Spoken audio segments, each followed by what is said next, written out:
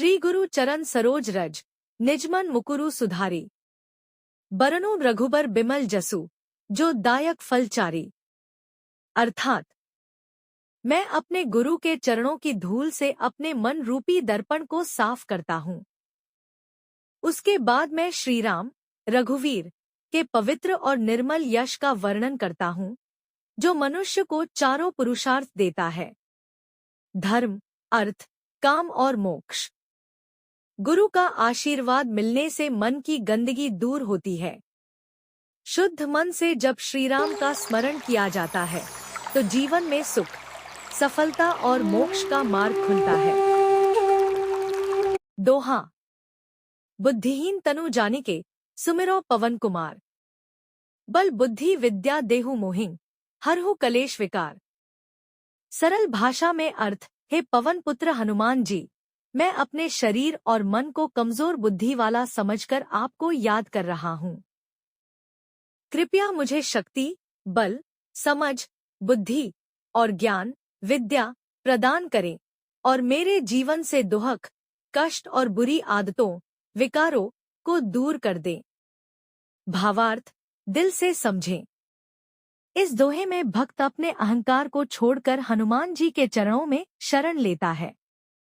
वह मानता है कि मेरे पास सब कुछ नहीं है, मुझे आपकी कृपा चाहिए।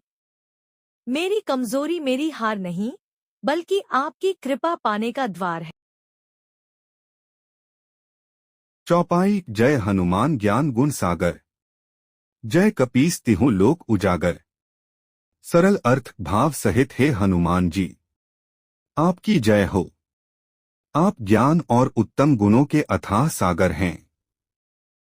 आप कपियों के स्वामी कपीस हैं और आपकी कीर्ति तीनों लोकों, पृथ्वी लोक, स्वर्ग लोक और पाताल लोक में फैली हुई है।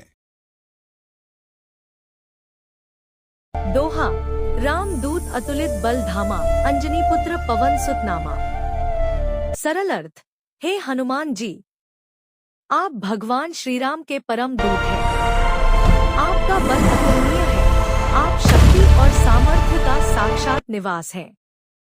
आप माता अंजनी के पुत्र हैं और पवन देव के पुत्र होने के कारण आपका नाम पवन सुत भी प्रसिद्ध है। भावार्थ: यह दोहा हमें सिखाता है कि जब शक्ति भक्ति से जुड़ती है तो वह अहंकार नहीं बनती, वह सेवा बन जाती है। हनुमान जी का अतुल बल राम भक्ति से नियंत्रित है, इसीलिए उनका बल कल्याणकारी है, विनाशकारी नहीं। चौपाई: कंचन बरन बिराज सुबेसा, कानन कुंडल कुंचित केसा। सरल हिंदी अर्थ: भाव सहित श्री हनुमान जी का शरीर सोने के समान तेजस्वी और चमकदार है। वे सुंदर वेशभूषा में सुसज्जित रहते हैं। उनके कानों में कुंडल शोभायमान है और उनके बाल घुंघराले हैं। भावार्थ: यह चौपाई हनुमान जी के दिव्य, आकर्षक और तेजस्वी स्वरूप का वर्णन करती है। उनका स्वर्ण समान रंग उनके पवित्रता, शक्ति और ब्रह्मतेज का प्रतीक है। सुंदर वेश, कुंडल और घुंघराले केश यह बताते हैं कि वे केवल बलवान ही नहीं, बल्कि सौंदर्य, शालीनता और दिव्यता से भी परिपूर्ण हैं। चौपाई: हाथ वज्र और ध्वजा विराजे, कांधे मूंज जनेऊ साजे। सरल व भावार्थ सहित अर्थ: हाथ वज्र और ध्वजा विराजे। इस पंक्ति में बताया गया है कि हनुमान जी के हाथों में वज्र अदम्य शक्ति और अटूट साहस का प्रतीक और ध्वजा धर्म, विजय और सत्य का ध्वज शोभायमान है। अर्थात हनुमान जी केवल बलशाली ही नहीं, बल्कि धर्म की रक्षा करने वाले और अन्याय पर विजय पाने वाले देव हैं। कांधे मूंज जनेऊ साजे।